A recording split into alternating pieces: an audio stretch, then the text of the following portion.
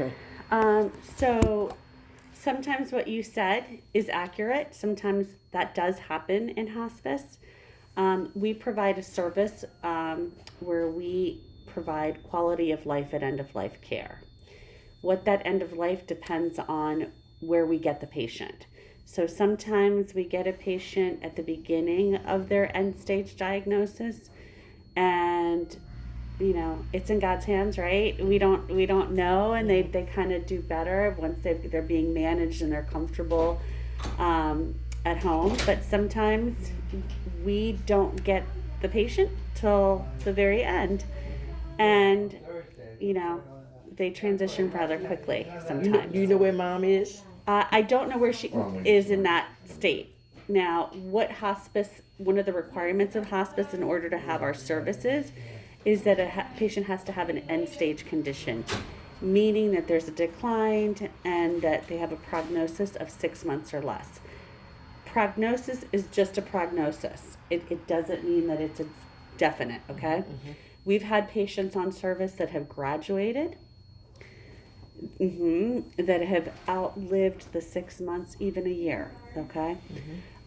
Meaning that they might have an end stage, dementia diagnosis, or end stage congestive heart failure diagnosis, some end stage diagnosis. But, we get them and they do a little bit better. And then we say we graduate them, meaning that they're doing so much better that they don't maybe necessarily need us as much anymore. So we graduate them and we release them. And then sometimes they come back to us, okay? Sometimes we get them and they pass shortly, 3 days, 4 days, 5 weeks later. It just depends. And like I said, it's in God's hands. What we do is, it's a philosophy of care. We focus on their quality of life, okay? Versus quantity. So at this point, we know that they're not doing well. We know that maybe they've gone through therapy. Maybe they've gone through some kind of rehabilitation or some kind of chemotherapy, or they've had years of dialysis, or whatever the case may be to keep them going. But maybe now it's not working anymore. So instead of focusing on trying one more thing and doing one more thing, because sometimes our patients, when we get them, are so tired and exhausted of fighting and trying and going to the hospital, that all they want to do is focus on their comfort. So that's where we come in, is we provide quality of life at end of life care, and it allows my team to come in and really wrap their arms around the patient and the family through this journey, this next journey. Do the patient know that they if they're alert and oriented, and if they're able to make their own decisions, excuse me one second. If they're able to make their own decisions, bear with me one second, because I don't see where I have her. I don't. Okay.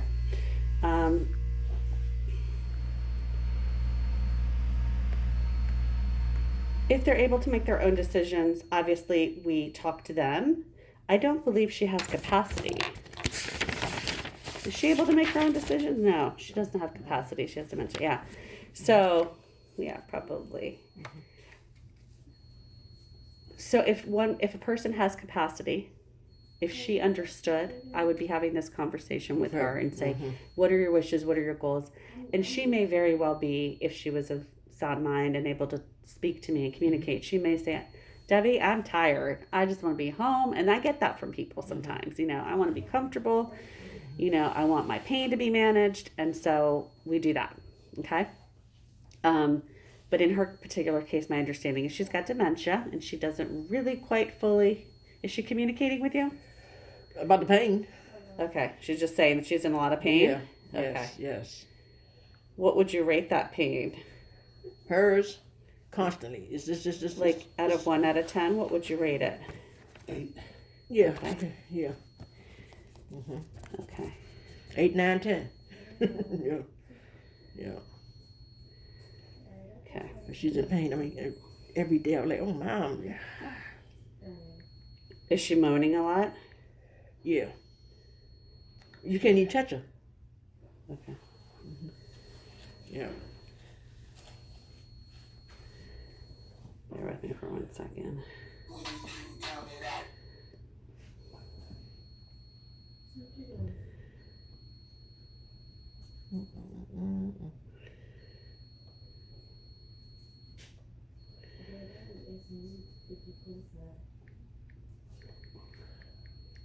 Debbie, I'm glad I had you in my phone because I had left my iPad home with your name. I told my son, say, Simon, you had the name of the person. But you Aww. was in my phone so when I called you. Yeah. Okay. Yeah. Thank God. You gave me your cell phone too? Yeah. Yeah, and I apologize I didn't get it right away. Why is this? I'm sorry. I'm trying to. They've made us go.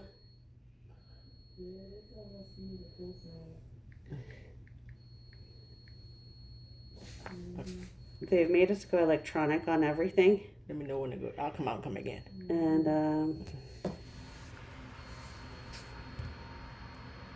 No, I'm gonna keep going.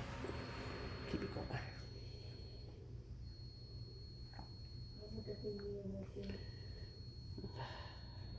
But she will have hospice here, right? yes, nothing would change as far as that goes. Okay.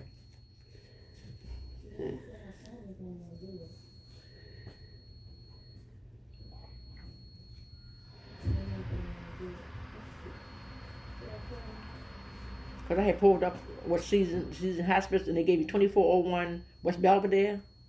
What's Belvedere? Uh-huh. Oh, because we used to have a unit over there. Okay. Yeah. But we don't have the unit there at Sinai. It was at Sinai before. We don't have that. Okay. I said, me find we have our units are at was that a sneeze? Did you sneeze? No. Oh, okay.